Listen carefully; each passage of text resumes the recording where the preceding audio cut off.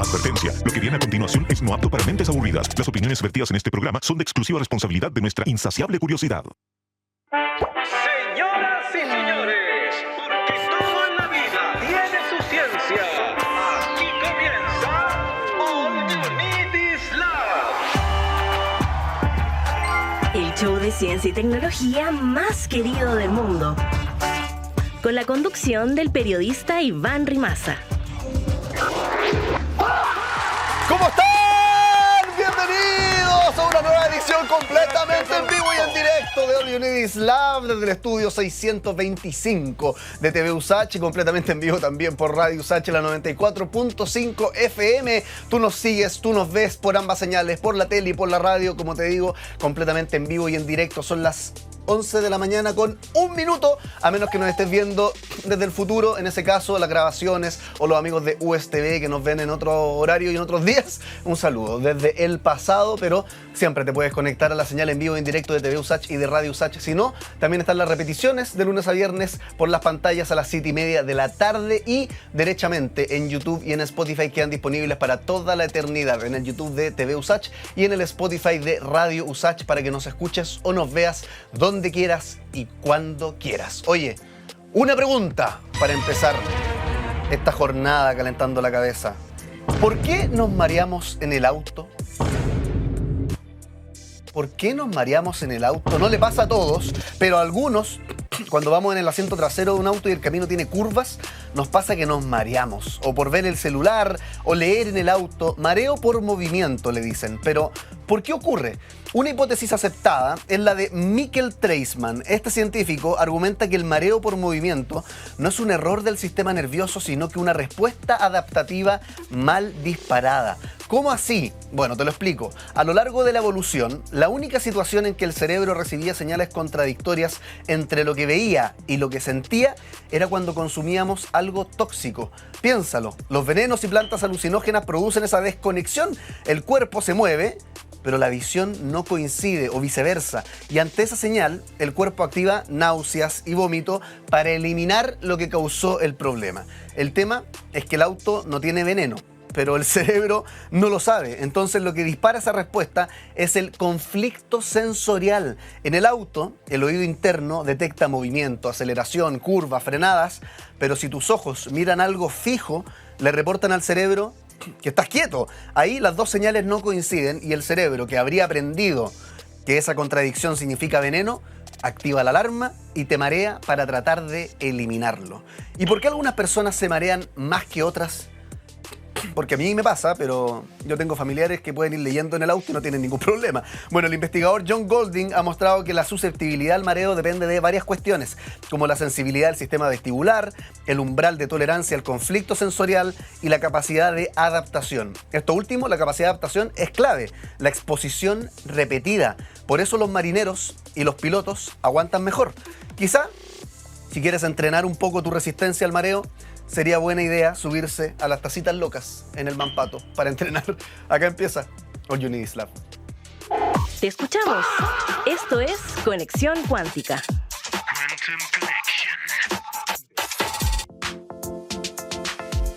Redes sociales tenemos varias, @Radio USACH, @TV USACH, @USACH Oficial y @Diario USACH. En todas ellas nos encuentras con nuestras respuestas curiosas a preguntas misteriosas, como por ejemplo, ¿la marihuana mata neuronas? ¿Los terremotos son predecibles? ¿El botón del semáforo sirve de algo? Y esa voz hermosa que tenemos grabada, que soy yo mismo, porque ya me da flojera hablar y decir lo mismo todos los días, les da algunos ejemplos. ¿Quieres saber si el botón del semáforo sirve de algo? Bueno, ándate a nuestras redes sociales y vas a poder encontrar ahí la respuesta. ¿Quieres saber si la marihuana mata neuronas o si la marihuana protege el corazón, por ejemplo? Tenemos esas dos respuestas. ¿Cómo que no? ¿Cómo que no? Sí me tienen que decir. Sí, ya, bueno, no, entonces no se vayan a las redes sociales, pero les voy a vacunar acá este reel que subimos ayer. Mira. Esto de acortar carreras suena moderno, pero también puede ser regresivo. Las carreras deberían durar 2 años. ¿Qué dice el experto?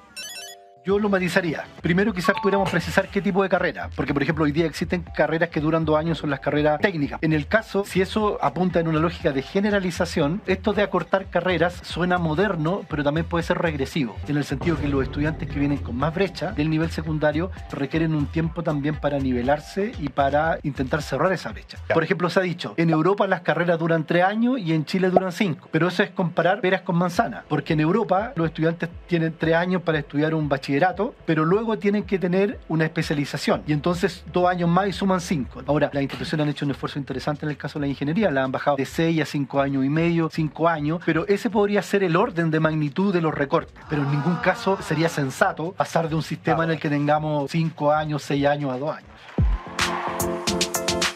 ¿Deberían durar mucho menos las carreras? El debate, de hecho, que se ha instalado la última semana, harta gente conversando sobre aquello, si es que debería haber alguna reforma, que 5 años es demasiado, que con 4 estamos al otro lado. Bueno, lo hablábamos con el experto y él nos decía que sí, pueden reducirse las duraciones de las carreras, en particular, como comentaba, ingeniería o imagínate, carreras como medicina, que de verdad son eternas, poder bajar derecho, etcétera. Las carreras de verdad, pues no como periodismo, que yo las carreras que cuestan, las carreras por las que la gente sufre. Sí, pues generalmente se alargan más de 5 años. 5 años como el número oficial, pero terminan siendo 6, 7, hasta 8. He conocido yo casos que se eternizan ahí. Así que, ¿qué es lo que nos comentaron ustedes? ¿Qué piensan? ¿Deberían acortarse? Los leemos. Carl C. le dice, honestamente, siento que mejor se debería hacer una inversión en la básica media. ¿A qué se referirá como mejorar la educación, digamos, escolar, más que estarnos enfocando en las universidades? También Jorge Opaso dice, los pregrados financian al posgrado y también la investigación. O sea, si es que lo acortamos, ¿habría menos financiamiento, dices tú? Bueno, suban el precio de la carrera, no sé, pero busquemos alguna forma de hacer esta cuestión sostenible para todos. No, pero yo no creo que acortando las carreras se vaya a desfinanciar el posgrado y la investigación, ¿eh? Yo creo que habría que ver ahí un Excel. No me manejo, estoy hablando desde la ignorancia absoluta, pero si es que Jorge nos dice que los pregrados financian al posgrado y la investigación, puede que haya ahí otro elemento más para meter a esta coctelera del debate complejo sobre cuánto deberían durar las carreras. Seguimos con más. All You Need Is Love. Y ahora, ¿quién podrá explicarnos?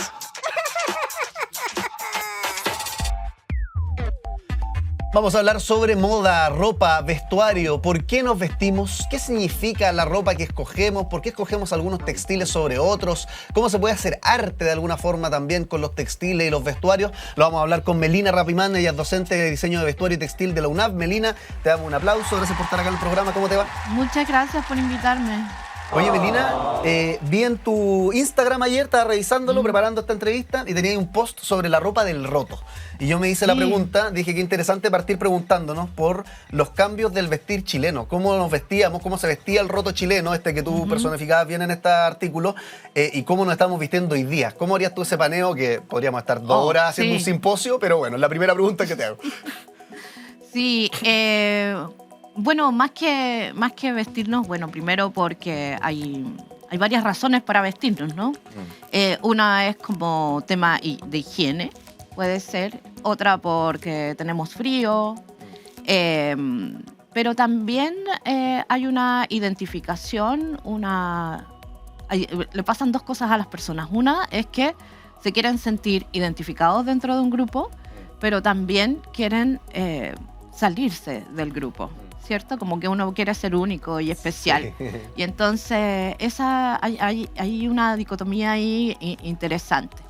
Pero lo entretenido de ese post que hice del roto en Instagram es como viniendo del campo a la ciudad, ¿cierto? Hay estas personas que se vestían de una manera que para abrigarse y protegerse y además trabajar, y que remendaban, ¿cierto? su ropa porque no había más y no hay una necesidad de lucirse, de tener una ropa nueva, sino que solamente es una forma de cubrir necesidades específicas. Sí. Llegan a Santiago vistiendo de esa manera y se encuentran con un lugar que es sumamente distinto y hostil frente al cómo te ves, que es como esa primera impresión. Ahora, acá, ¿qué nos influye también a la hora de vestirnos? Yo pienso en el intercambio de imágenes, que es algo que entiendo que tú también has investigado, como intercambio de imágenes con Europa, intercambio de imágenes acá mismo en América Latina. ¿Cómo permean las modas a la hora de ver en un país cómo se está vistiendo la gente? Uno puede identificar, pues, esto lo sacaron, no sé, pues, de la moda francesa, o esto lo sacaron, esto es más local. ¿Cuánta influencia hay en la forma de vestirse? Es súper interesante esa pregunta porque, por ejemplo, yo que investigo temas de revistas de moda a mediados del siglo XX, nosotros, por ejemplo, acá no tuvimos una guerra, o no llegó directamente las guerras mundiales, claro. Pero la influencia de esa moda que llegó o que se hizo porque había guerra, por ejemplo, a cortar las faldas, que las mujeres tenían que ir a trabajar, ¿cierto? Y entonces había que tomarse el pelo para que las máquinas no te tiraran el pelo y murieras. Claro. Adaptar la ropa que había quedado del marido, que se fue a la guerra, nunca más volvió, y adaptarla a la figura femenina. A pesar de que aquí no pasó eso, de todas maneras influyó lo que estaba pasando allá. Y la gente se empezó a vestir acá como se vestían en Europa. Es curioso porque tú hablas harto también de los conceptos de otredades y con la ropa europea pareciera que no la vemos como una otredad, no la vemos como algo que queremos ignorar, sino que lo absorbemos, ¿no? Pero vemos otras ropas, por ejemplo, en el mismo pueblo mapuche, y eso sí lo vemos como una otredad. ¿Cómo la ropa marca estas fronteras simbólicas también de alguna forma? Claro, marca fronteras simbólicas, sociales y de distinción también, como diría. Yo trabajo harto con esos conceptos de Bourdieu, que tienen que ver con las representaciones y también con vestir a nuestros hijos, hijas de la misma manera para que siga funcionando. Claro. Un sistema de la moda. Y es un sistema de moda que es bien grande y bien retorcido de alguna manera, ¿no? Y la relación con los cuerpos también es algo que siempre me ha interesado. Tú mencionabas que por las guerras mundiales las mujeres empezaron a ocupar de repente las ropas de los esposos, etcétera, pero está muy asociada a la ropa más estrecha, más ajustada al cuerpo femenino y la ropa más suelta al cuerpo masculino. Yo me pregunto también como estos mandatos, ¿no? De qué cuerpos pueden mostrar más piel y cuáles cuerpos deben ser más cubiertos. La ropa políticamente juega ahí un papel, pero clave en la relación con el cuerpo también. Sí, en temas de roles de género también, o sea, se supone que habrían cosas que los cuerpos femeninos no deberían hacer. Sí. Y entonces no necesitan tampoco holgura de movimiento. Los bolsillos, por ejemplo. Los bolsillos que en un principio eran como...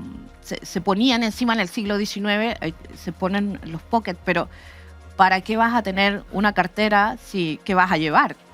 O sea, tú no vas a llevar llaves, no vas a llevar dinero, ¿cierto? Y entonces, ¿por qué deberías llevar bolsillos? Claro. Pero ahora la industria de la moda entendió que las carteras son un plus y que puedes vender carteras de $100, de $1,000 y entonces, ¿para qué te voy a poner bolsillos si mejor te compras una cartera? Oye, y a propósito del mundo de lujo que busca la permanencia y comprar cosas para lucirla y mostrarla, ¿qué te pasa con lo contrario? Porque no deja de haber un elemento ético en consumir fast fashion. Las ropas de Shein, estoy pensando, H&M, que son producidas a precio huevo y después las ocupamos, las desechamos y quizás cuánto estamos dejando en el camino de malestar para la tierra y para otros seres humanos. ¿Qué reflexión has hecho tú respecto de esta moda rápida que está tomándose, creo yo, cada vez más en la actualidad? Bueno, es terrible lo que pasa ahí. Creo que como diseñadores estamos viviendo una crisis donde nuestro rol como diseñador ya no es como hacer ropa, sino que buscar alternativas, solucionar, que es lo que debería ser el rol del diseñador, ¿no? Y en ese sentido, efectivamente, estamos construyendo basura. Hay industrias que están haciendo basura directamente. Y creo que una manera de pensarlo es cuestionarte ¿qué es lo que estás llevando puesto hoy día? O sea, si estás llevando poliéster que deriva del petróleo directamente, significa que todos los días le estás poniendo a tu piel, que absorbe cosas, poquito petróleo. Sí. Y entonces empezar a generar esa conciencia. No digo que puedan haber cambios importantes a nivel usuario, en lo absoluto, pero esa conciencia también genera un pensamiento crítico que creo que debería ser relevante a la hora de elegir como consumidores. Oye, tú decías que nos gusta pertenecer, por eso nos vestimos de alguna forma, pero también distinguirnos. Y yo pienso cómo la ropa nos puede ayudar a resistir también. Y me acuerdo de la Pía Montalva, historiadora de la moda, que tiene toda una exposición sobre los jumpers y cómo ahí hay opresión de alguna forma a través de los uniformes. Pero yo pienso todo lo contrario también. No sé si se te ocurren ejemplos donde la ropa o la apariencia puede ser sinónimo también de resistencia, de alguna forma.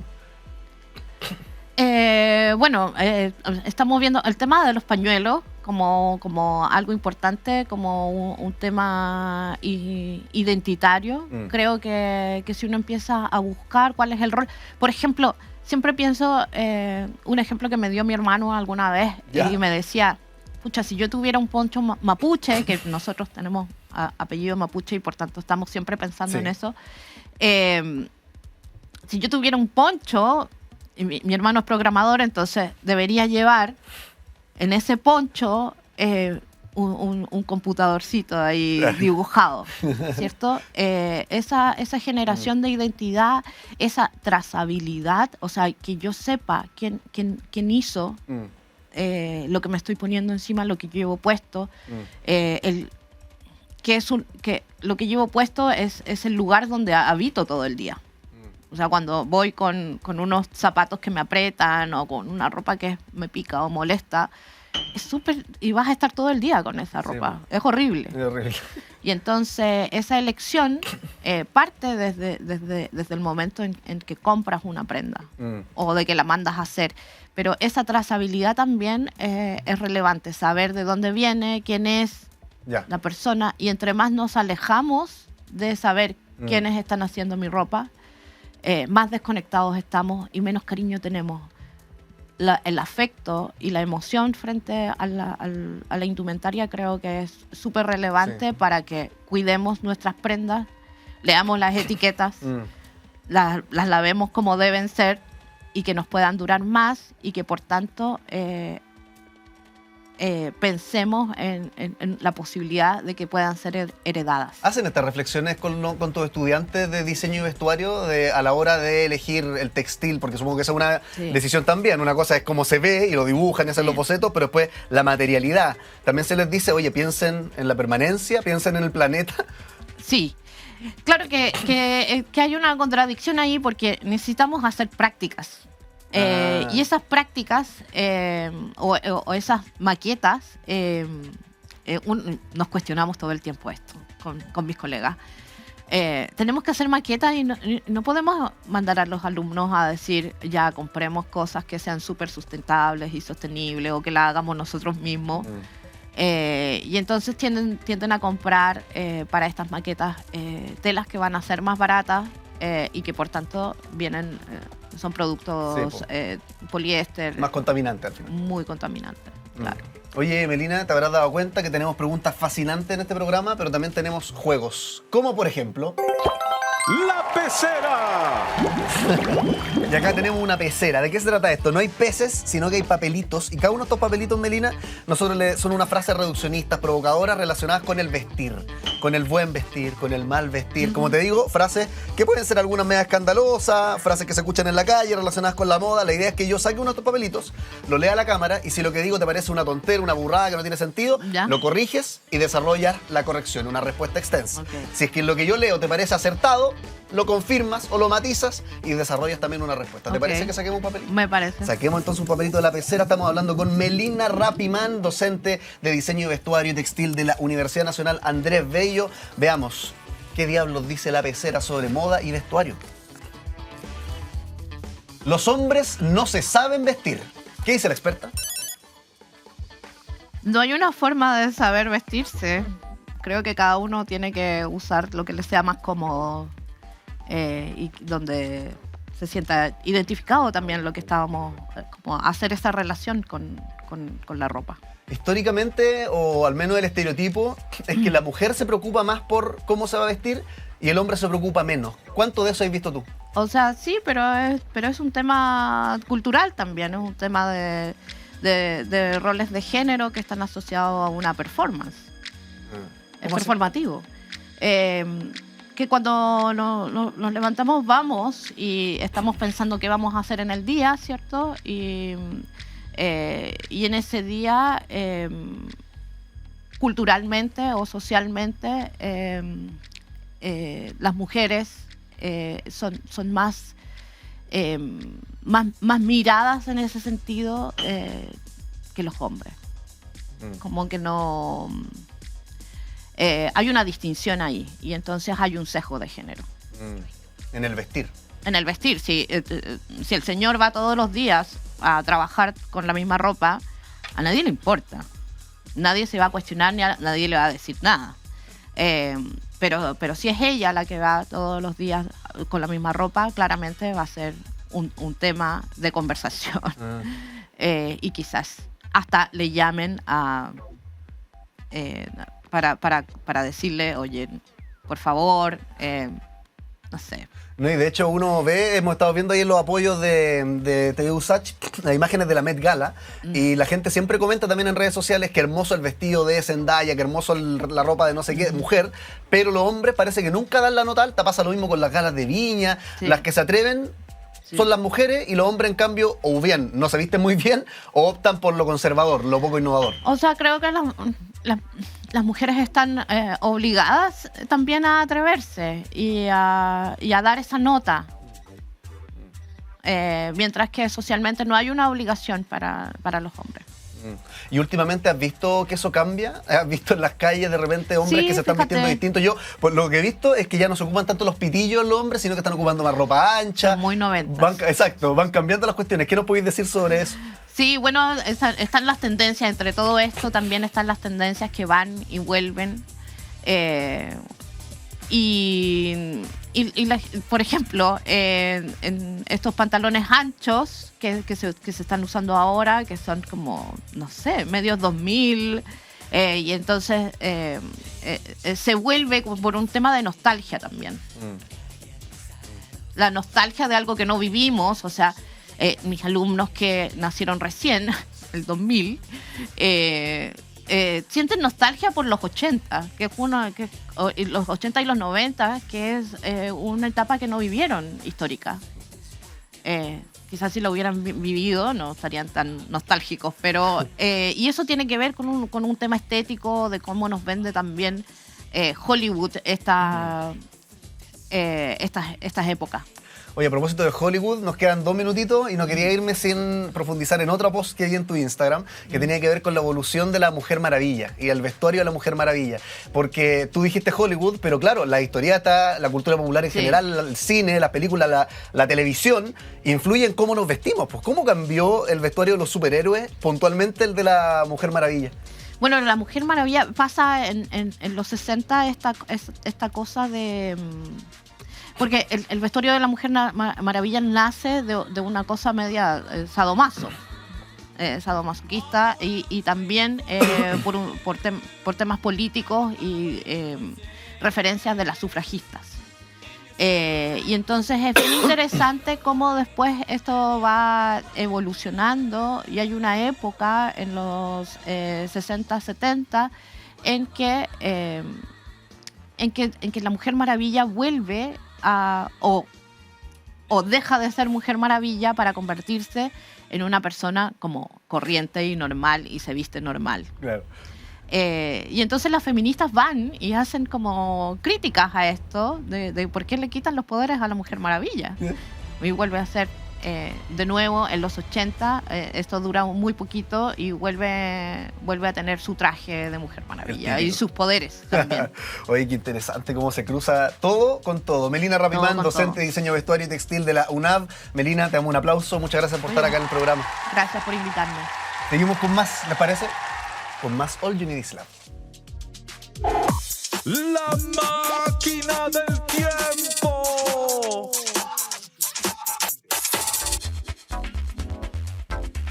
los invernaderos en la antigüedad? ¿Cómo eran los invernaderos en la antigüedad? Viajemos en el tiempo para descubrirlo, porque los invernaderos son mucho más antiguos de lo que muchas personas imaginan. Aunque hoy se asocian con estructuras de vidrio y tecnología moderna, sus orígenes se remontan a la antigua Roma. Durante el siglo I después de Cristo, los jardineros del emperador Tiberio desarrollaron unas estructuras conocidas como specularia, consideradas por muchos historiadores como los primeros prototipos de invernaderos. Estas permitían cultivar ciertas plantas fuera de temporada y protegerlas del frío. De hecho, las plantas se colocaban en carros con ruedas que se movían al exterior durante el día para recibir luz solar y se guardaban bajo cubiertas transparentes durante la noche o en épocas frías. Estas cubiertas podían fabricarse con láminas de mica o piedra translúcida llamada lapis specularis. Según los relatos de la época, Tiberio, que era el emperador que tenía estos jardineros, quería consumir una especie de melón o pepino todos los días del año, lo que impulsó la creación de estos primeros invernaderos romanos, el capricho del poderoso. Avanzó el tiempo y tras la caída de Roma, la idea de cultivar plantas en ambientes protegidos continuó evolucionando. A partir de los siglos XVI y XVII, en Europa empezaron a construirse estructuras para proteger plantas exóticas que traían desde Asia, África, América, y todas estas edificaciones dieron origen a lo que hoy día conocemos como invernaderos modernos, que estamos viendo ahí de hecho en las pantallas de TV USACH, jardines botánicos y tanto más. Uno de los avances más importantes de hecho ocurrió gracias a Joseph Paxton, un arquitecto y diseñador británico del siglo XIX que perfeccionó el uso del hierro y el vidrio en grandes estructuras, y su obra más famosa fue el Crystal Palace, construido en la Gran Exposición de Londres de 1851. Se abarató el vidrio y eso hizo también que se agrandaran los invernaderos, tanto así que hoy los invernaderos son herramientas fundamentales para la agricultura moderna. Gracias al uso del vidrio, plástico, sensores, sistemas de riego automatizado y control de temperatura, es posible producir frutas, verduras, flores durante gran parte del año, incluso en climas extremos, y además muchos invernaderos modernos ocupan tecnología para controlar también la humedad, la ventilación, la iluminación, creando condiciones ideales para cada cultivo, muy distinto a lo que era en la antigüedad, donde tenían que meter las cuestiones en un carro, sacarlas al sol, después guardarlas, ponerle una frazada encima, mucho cacho. Actualmente los invernaderos combinan agricultura, ingeniería y tecnología, tanto así que hay algunos invernaderos actuales que pueden regular automáticamente la temperatura, la luz, el riego mediante computadores, algo que yo creo que si se lo contábamos a los romanos habrían creído que era brujería. Nos separamos un ratito, 3 minutos, y volvemos con más All You Need Is Life. Hagamos la corta. Ciencia al paso.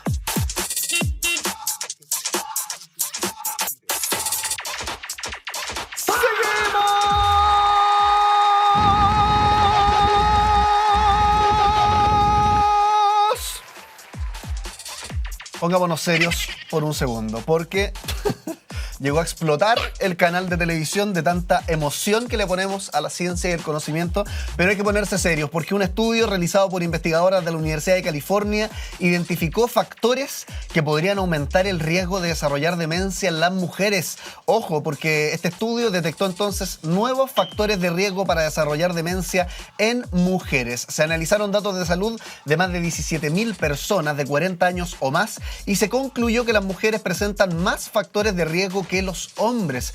Entre los factores se encuentran la depresión, la hipertensión arterial, la obesidad, la falta de actividad física, el tabaquismo y distintos aspectos relacionados con la menopausia. Según las autoras, estos elementos pueden influir en el deterioro cognitivo a largo plazo.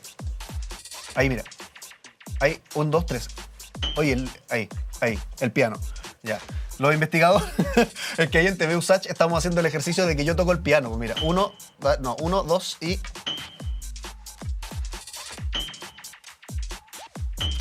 Ahí está.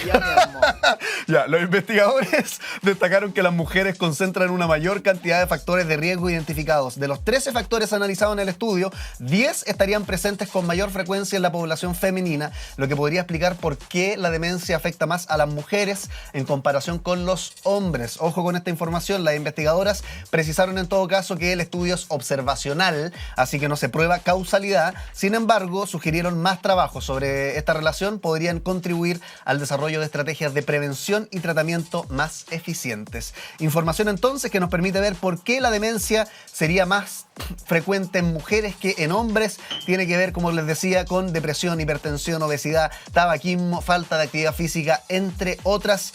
y todo esto puede influir en el deterioro cognitivo a largo plazo. Seguimos con más All You Need Is Love. El que sabe, sabe. Y el que no conduce. Vamos a hablar sobre delfines. ¿Qué son los delfines? Yo creo que has visto imágenes de ellos, pero ¿qué especie es específicamente? ¿Cómo se comunican entre ellos? ¿Cómo se comportan? ¿Son seres sociales? ¿Cómo se relacionan con los humanos? ¿De verdad son tan inteligentes? ¿Dónde viven en este país? Lo vamos a hablar con Carla Christie, directora del proyecto Explora los Ríos y también cofundadora de la Fundación Oceanósfera. Te damos un aplauso, Carla. Gracias por conectarte. ¿Cómo te va? Hola Iván, muchas gracias por la invitación. Oye, Carla, partamos desmenuzando tu cargo porque probablemente no vamos a tener oportunidad de comentarlo más adelante cuando estemos motivados hablando de los delfines. Explícale a la gente qué es el proyecto ¿Ya? Explora de los ríos y de qué manera sirve a este país de maneras tan hermosas. Sí, bueno, yo estoy en este momento en Valdivia, región de los ríos, y soy directora del proyecto regional, que es el proyecto asociativo regional Explora los Ríos. Cada Chile tiene un proyecto Explora. Los proyectos Explora son del Ministerio de Ciencia, financiados por el Ministerio de Ciencia y ejecutados en distintas instituciones. Oye, Carla, Chile. te hago un cortito Sí. porque se está cortando un poquitito tu audio, así que vamos a tratar de reconectar y mejorar ahí la conexión. Te van a hablar desde el switch para que se escuche mejor porque se está cortando Vale. todo el rato. Así que por mientras yo les cuento a la gente lo que nos está hablando justamente Carla Christie sobre los proyectos Explora. Son proyectos de CONICYT que apoyan a la divulgación científica en varios lugares y de hecho se promueve la socialización del conocimiento dentro de la comunidad educativa. Nos decía Carla que existen proyectos Explora en todas las regiones del país, no solamente en Valdivia, en la región de los ríos donde está ella, sino que también en el norte, en la zona centro, y también vamos a hablar sobre los delfines, porque hay una creencia, podríamos decir, sobre los delfines, que es que son extremadamente inteligentes, así que me interesa a mí también desmitificarlo. Lo otro es que acá en Chile, no sé si tú sabías, pero hay delfines, hay una especie de delfín que es local a nuestro país. ¿Cómo se diferencia de otras especies de delfines? ¿Cómo podríamos también identificarlos fácilmente? Mira qué bonito, estamos viendo ahí las imágenes de TV USACH, un delfín. ¿Cómo se llamará? Le voy a poner Jaime. Ahí está, mira, Jaime con su esposa Ana y con sus 2 hijos. Estoy mintiendo en todo caso esto, ¿no? Y los delfines son cetáceos, ¿sabías tú? Comparten parecido a las ballenas, la especie que son cetáceos, solo que a diferencia de las ballenas, acá la Carla nos va a explicar mejor, pero son cetáceos no dentados, o sea, dentados, perdón. Son cetáceos dentados. En cambio, las ballenas no tienen dientes, los delfines sí tienen. Mira cómo juegan. Eso también me genera a mí mucha duda, porque ¿qué es lo que hará que los delfines les gusta hacer esto con el aro? Nos explicaba, de hecho, Carla, yo hablaba con ella fuera de micrófono, que hay un reflejo que tienen los delfines evolutivamente que les hace salir de la agüita y empujar las pelotas o empujar los aros. No es tanto que quieran jugar necesariamente con nosotros los seres humanos. Mira qué hermoso el delfín. Amigos de la radio USACH, les recomiendo que se vayan a la tele o nos escuchen con la imaginación abiertísima, porque todos los delfines que estamos viendo acá son preciosos y los quiero adoptar para tenerlos de mascota. Mira cómo sonríen. Están todos posando ahí para la cámara con este programa All You Need Is Love. Oye, sobre los proyectos Explora también te puedo contar más, porque en nuestro país tenemos varios de estos proyectos, y Carla Christie, que ya se reconectó, nos puede explicar sobre aquello. Carla, a ver si te escuchamos mejor ahora. ¿Cómo estás? Aquí estamos de vuelta. A ver Ahí si- sí, pues te escucho perfecto. Ya, resumen en un minuto, ¿qué es Proyecto Explora? Ya. Proyecto Explora es un proyecto de libro de ciencias ejecutado a través de distintas instituciones a lo largo de todo Chile. Todas las regiones tienen un proyecto Explora. ¿Qué es el proyecto Explora? Es un proyecto cuyo objetivo es desarrollar capacidades en ciencia, tecnología, conocimiento e innovación en la comunidad escolar. Entonces trabajamos con niños desde primero básico hasta cuarto medio y también con educadoras de párvulos. Buenísimo. Oye, Carla, y ahora sí, para hablar sobre los delfines, yo estaba rellenando mientras esperábamos que te volvieras a conectar y decía harto sobre este mito de la inteligencia de los delfines. ¿Qué nos podés decir tú sobre la inteligencia de los delfines? ¿Realmente es tan superior como se suele decir? Bueno, yo soy bióloga marina de la Universidad Austral de Chile y yo estudié delfines por varios años, pero los estudios que se hacen en Chile son todavía mucho más básicos.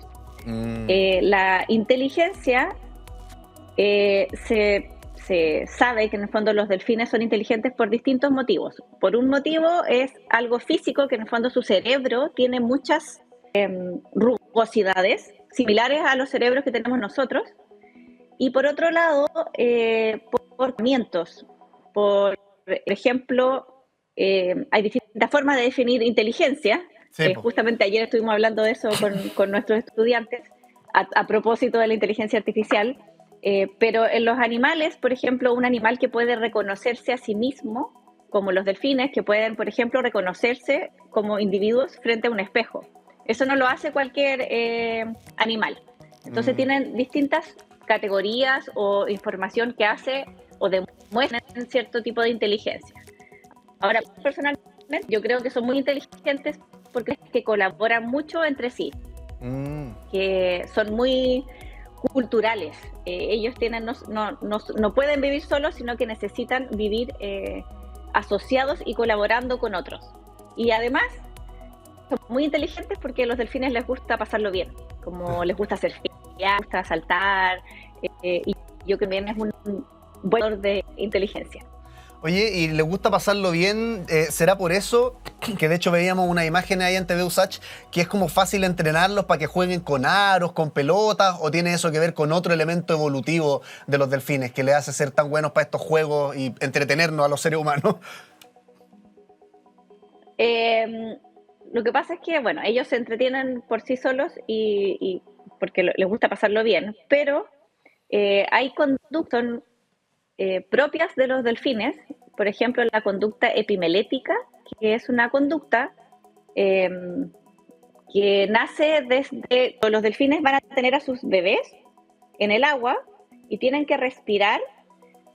Sus primeros momentos de vida tienen esta como conducta innata de levantar al bebé, la cría, ¿cierto?, recién nacida, para que pueda respirar. Y es como conducta innata, la tienen los delfines, de levantar elementos, y en muchas ocasiones también hay historias de delfines, por ejemplo, náufragos. Entonces tienen como esta tendencia de levantar a otros individuos.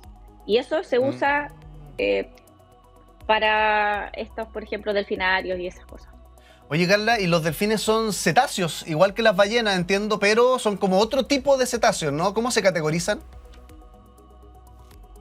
Los delfines son mamíferos marineros, no son peces, ¿cierto? Son mamíferos, tienen sangre caliente y tienen, bueno, toman leche, al igual que los mamíferos. Y delfines se diferencian de ballenas. Los delfines son de la familia Delphinidae y se diferencian de las ballenas porque tienen dientes y no barbas, pelitos con los que filtran las ballenas. Las ballenas se alimentan de alimentos pequeñitos como el krill, por ejemplo, plancton, que son así chiquititos, y para eso necesitan estas barbas, que son estos pelitos para filtrar. En cambio, los delfines, si tú los ves ahí como en las imágenes, tienen dientes y se alimentan de cosas más grandes, como por ejemplo peces. Entonces esa es la diferencia tal entre ballenas y delfines, además de que el delfín solamente tiene un orificio respiratorio y las ballenas dos orificios respiratorios, como un soplido, un chorrito así en dos. En dos formas. Oye, Carla, la otra pregunta que me hago también tiene que ver con cuántos tipos de delfines existen y si hay un delfín propiamente chileno, porque entiendo que donde lo está observando hay delfines locales, digamos, que habitan en nuestro territorio nacional, pero no sé cuántos se diferenciarán de otras especies de delfines. Vamos a ir a seguir conversando con Carla Christie sobre los delfines mientras tratamos de reconectarla, porque el rol ecosistémico de los delfines también... Te estamos llamando, de hecho, Carla, a tu WhatsApp, si es que puedes revisarlo ahí para que nos conectemos y te escuchemos mejor.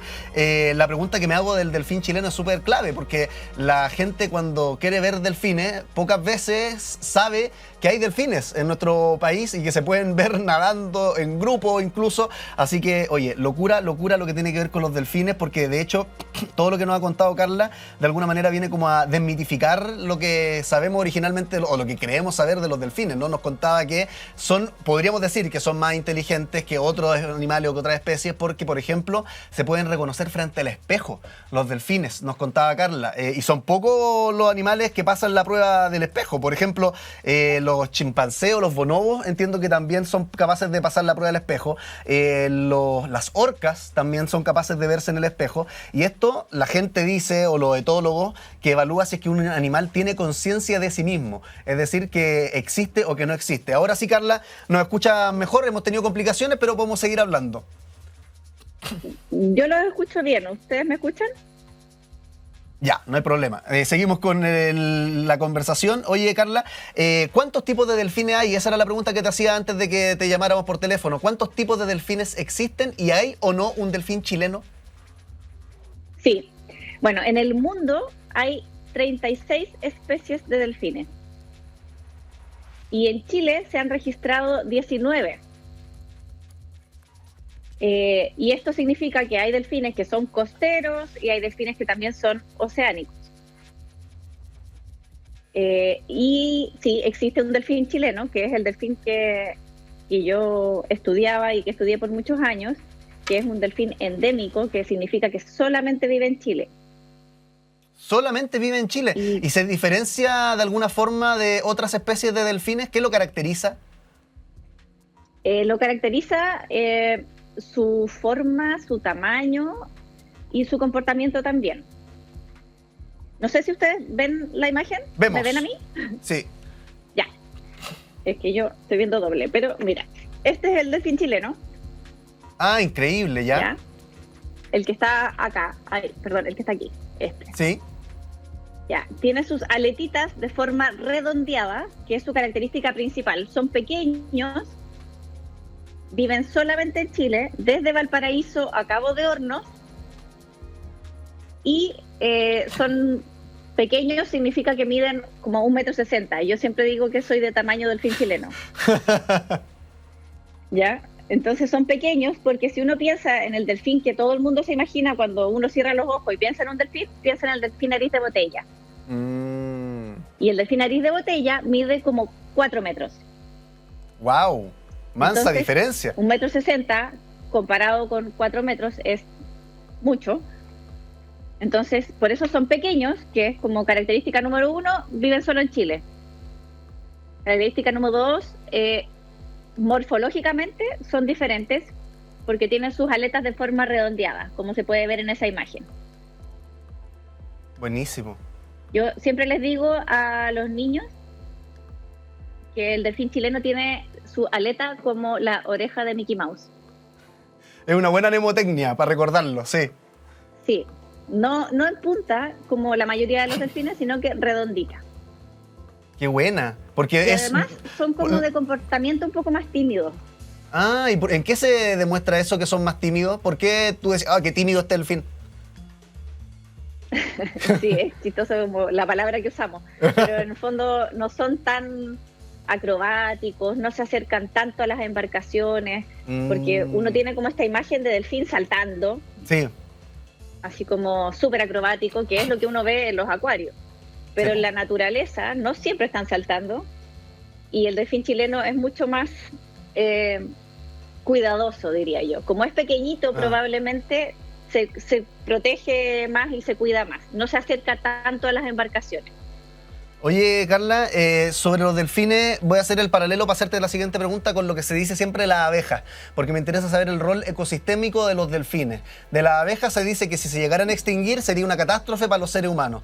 ¿Qué pasaría si se llegan a extinguir los delfines o si la población de delfines baja mucho? ¿De qué manera interactúan los delfines con otros en la cadena trófica, en el agua, etcétera?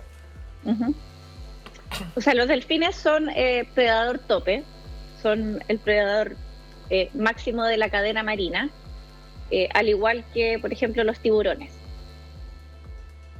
Entonces son un eslabón importante dentro de la cadena trófica. Las ballenas, está como descrito un poco más claro el efecto ecosistémico, porque las ballenas, cuando por ejemplo defecan, fertilizan el océano.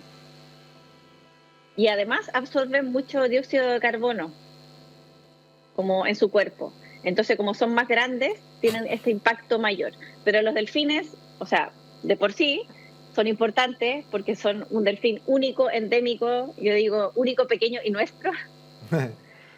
El delfín chileno es único, pequeño y nuestro, es la única especie de delfín chileno endémico y además es un predador tope dentro de la cadena alimenticia. Oye, ¿y está sujeto a amenazas el ser humano? ¿En qué estado está de conservación el delfín chileno? Sí, está en estado de conservación casi amenazado. ¿Ya?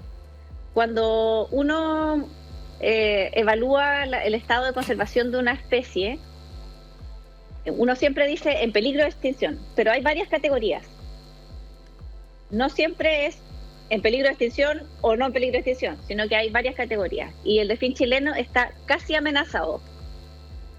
Y no está amenazado o en peligro de extinción porque en realidad no tenemos más información. Ah. Entonces, por ahora está casi amenazado.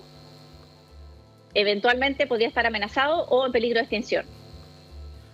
Oye, Carla... ¿Y cuáles son los peligros principales? Sí, eso. Sí, bueno, hace muchos años, en los años 70, en Chile, por ejemplo, en Magallanes, se utilizaba para carnada de centolla. Entonces, la gente los cazaba, por ejemplo, en Punta Arenas, y usaba la carne de delfín como carnada para la centolla. Entonces, ese fue un factor súper importante en la disminución de la población de delfines, y no solamente de delfines, sino que también de aves marinas. Pero eso ya está prohibido. Ya. ¿Embarcaciones que amenacen el lugar donde ellos viven, ocurre también eso? Sí, embarcaciones, choque de embarcaciones, y también en malla en redes de pescas. ¿Que se ven atrapados en estas mallas? Sí. El factor principal de muerte de cualquier delfín en el mundo es el enmalle en redes de pesca. Entonces, se dice que es un enmalle incidental, como una muerte incidental. No es que los pescadores quieran matar a los delfines, sino que quedan atrapados en estas redes. Y eso ocurre en la pesca artesanal y también, por ejemplo, en las redes de salmoneras. Las redes loberas, que son las redes que ponen alrededor de las salmoneras para que no entren los lobos marinos, ahí quedan atrapados los delfines. Entonces, por ejemplo, no sé si se va a ver bien ahí. Sí, lo estamos viendo ahí en TV USACH perfectamente. Espérate. Ahí, ya. Ahí, por ejemplo, hay un pescador que atrapó o sacaron un delfín chileno que estaba atrapado en las redes de una salmonera.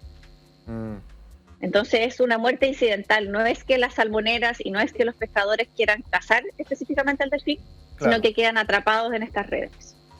Oye, Carla, te habrás dado cuenta, tenemos preguntas fascinantes en este programa, pero también tenemos juegos, como por ejemplo... ¡La ruleta! Ya tenemos la ruleta sobre la mesa. ¿Y de qué se trata este juego, Carla? Nadie gana, nadie pierde. Cada uno de los colores de la ruleta se corresponde con una pregunta que haría la gente sobre los delfines. Preguntas que hemos respondido probablemente en conversaciones antes. La idea es que cuando se detenga en algún color esta ruleta, yo digo la pregunta a la cámara y tú la respondes lo mejor que puedas. ¿Te parece que giremos la ruleta? Ya. Giremosla entonces a la cuenta de 1, 2 y 3 mientras hablamos con Carla Christie, directora del proyecto Explora los Ríos, cofundadora también de la Fundación Oceanósfera, sobre los delfines y el delfín chileno. Se detiene en el color rojo la ruleta. Veamos qué pregunta se corresponde con el color rojo para Carla Christie. ¿Los delfines son superhéroes? ¿Qué dice la experta? Sí, en muchas ocasiones son superhéroes porque... hay muchas historias de delfines que han salvado o rescatado a náufragos o personas que han quedado en el mar. También hay muchas historias, si uno googlea así como delfines salvan a nadador, que en algunas ocasiones han salvado cuando hay un tiburón cerca de una persona en la playa, los delfines lo rodean como para protegerlo. Oye, Carla, entonces, en ese sentido se podría decir que son super... Que son superhéroes. Oye, Carla, que alguien podría escuchar esto y decir, los delfines entonces son súper amistosos. ¿Es verdad o son violentos? Depende del contexto o depende de con quién se relacionan. Quizás son amistosos con otros delfines, pero con los seres humanos no tanto. ¿Qué nos podríais decir sobre eso? ¿Son amistosos? ¿Son violentos? ¿Cómo se comportan? Yo diría que son muy inteligentes porque son muy sociables.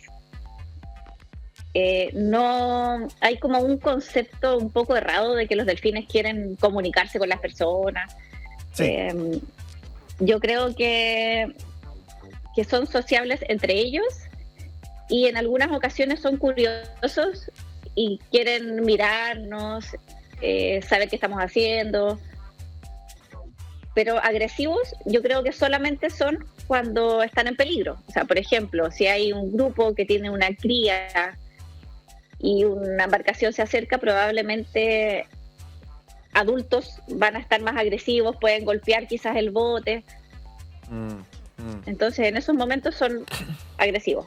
O cuando están, por ejemplo, en cautiverio, que es terrible, porque están muy estresados. Entonces, cuando están en cautiverio, pueden ser agresivos. Existen estas historias de, no sé, una orca que agarró a su entrenador y no sé, la tiró dentro del agua o que la empujó. Y eso puede ocurrir porque están muy estresados, están encerrados. Ellos tienen todo un océano para vivir, pero están viviendo ahí encerrados en un espacio cerrado y donde se rebota el sonido. Y eso lo estresa más, po. Entonces, como cualquier animal, pueden ser agresivos cuando están en peligro, pero en general son muy amistosos, muy cuidadosos. Uno se puede acercar hasta cierta distancia.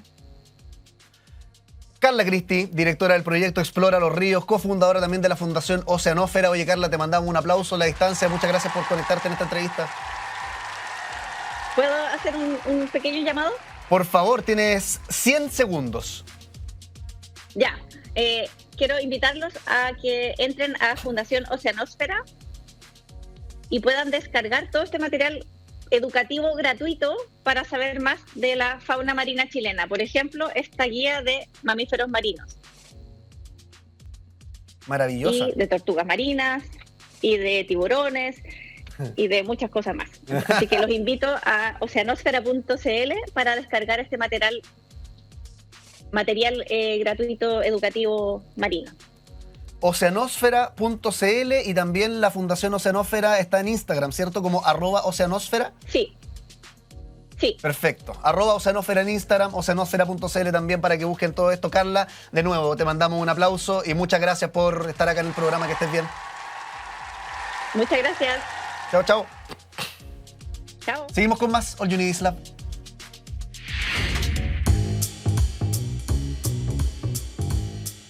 Hablamos de todo. Me hice la siguiente pregunta al partir del programa. ¿Por qué nos mareamos en el auto? ¿Por qué nos mareamos en el auto? No le pasa a todos, pero a algunos cuando vamos en el asiento trasero y el camino tiene curvas, nos pasa que nos mareamos. ¿Por qué ocurre esto? Bueno, hay varias hipótesis. Una que tiene que ver con lo evolutivo, que es que asocia a nuestro cerebro ese mareo a veneno y por tanto nos marea para vomitar el veneno que nos hubiéramos tragado y que nos produjo ese mariamín. Pero también es la contradicción o el conflicto sensorial. Es decir, tus ojos están viendo algo quieto, tus oídos perciben el movimiento del auto, ambas cuestiones chocan, te mareas, vomitas. También hablábamos en la primera mitad del programa sobre la ropa. ¿Por qué nos vestimos? ¿Qué significa nuestro vestuario? ¿Cómo nos diferenciamos a partir de la ropa? ¿Los hombres se visten peor que las mujeres o las mujeres peor que los hombres? Bueno, de eso hablamos con Melina Rapimán en la primera mitad del programa y recién estábamos hablando sobre los delfines. ¿Qué es el delfín chileno? ¿Dónde habita el delfín chileno? ¿Están amenazados? Nos decía casi amenazado está el delfín chileno, nuestra entrevistada Carla Cristi. Así que ahí está el menú, como siempre, diverso, con platos de todo el mundo. Nosotros nos encontramos de nuevo lunes a viernes, completamente en vivo y en directo, de 11 de la mañana al mediodía por TV USACH y por Radio USACH. Que estén bien. Chao.